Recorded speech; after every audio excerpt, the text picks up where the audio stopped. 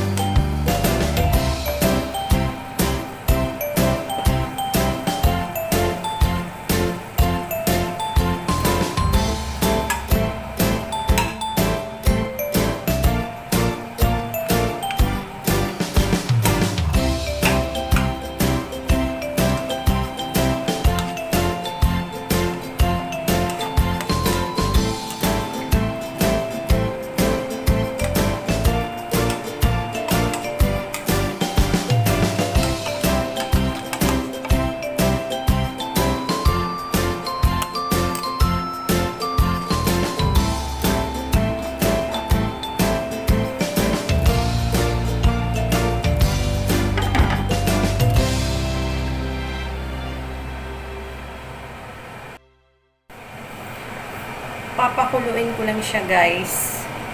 Pag kumulo na siya, so lalagyan ko siya ng oyster sauce. Ito. Oyster sauce, asin, at saka paminta. Then, isasawag natin ito ulit. Carrots, at saka yung bell pepper. Yun lang guys. Ano lang siya, gisa lang. Tapos oyster sauce. Yun na yun. Wala siyang sakog na manok or fish or shrimp.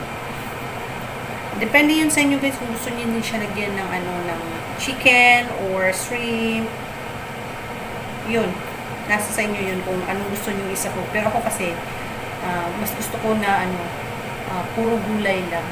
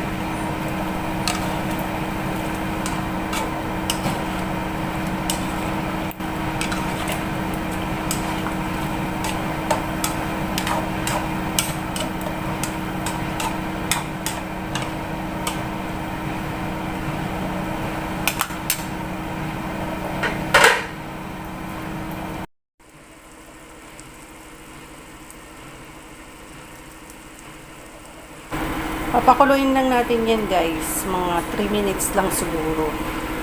Takpan muna natin.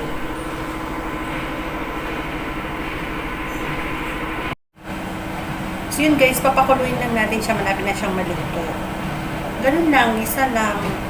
Igisa mo lang siya, lalagyan ng tubig para sa sabaw. Tapos lagyan mo ng oyster sauce. Yung cubes. Tapos yun. Lagay mo yung Cauli Flower first at saka yung Broccolli kasi yun ang medyo matagal na maluto. Then, pag nagkumulo na siya, yun, sasahog mo na yung bell pepper at saka carrots. Then, wait natin kumulo ulit. Yun, tapos na. Diba? Mabilis lang.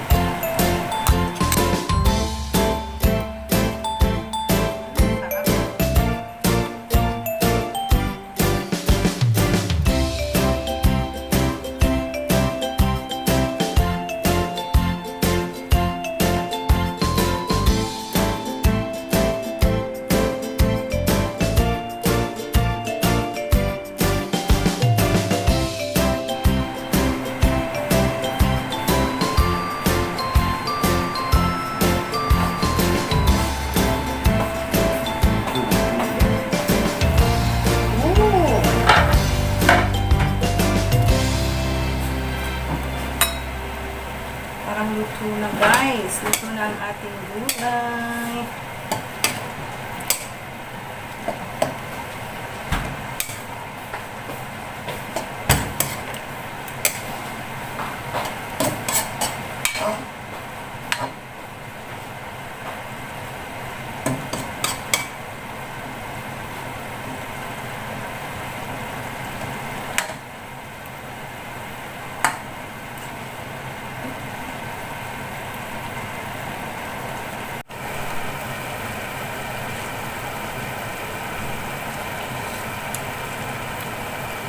Sarap.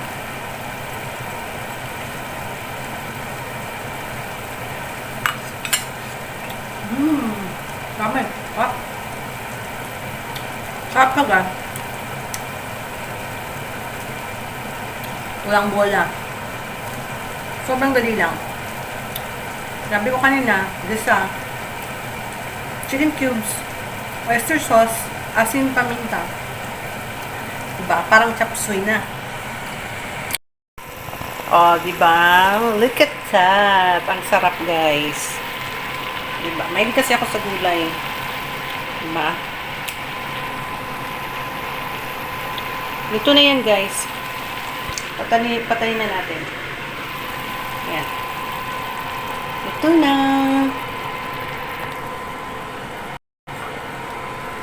So, luto na yan, guys. See? Kuha na ako ng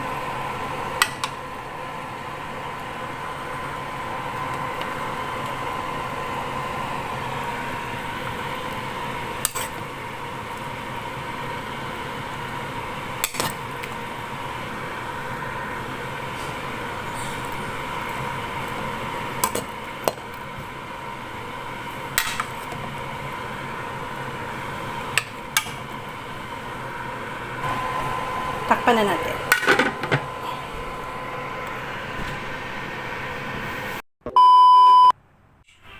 Ayan si Mark. Nanonood siya, guys.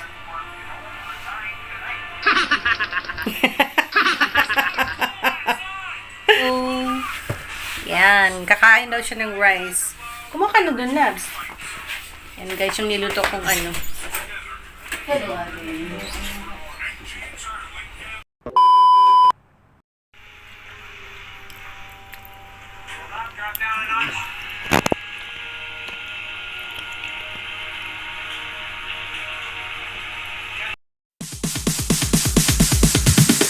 Sorry, it's DJ.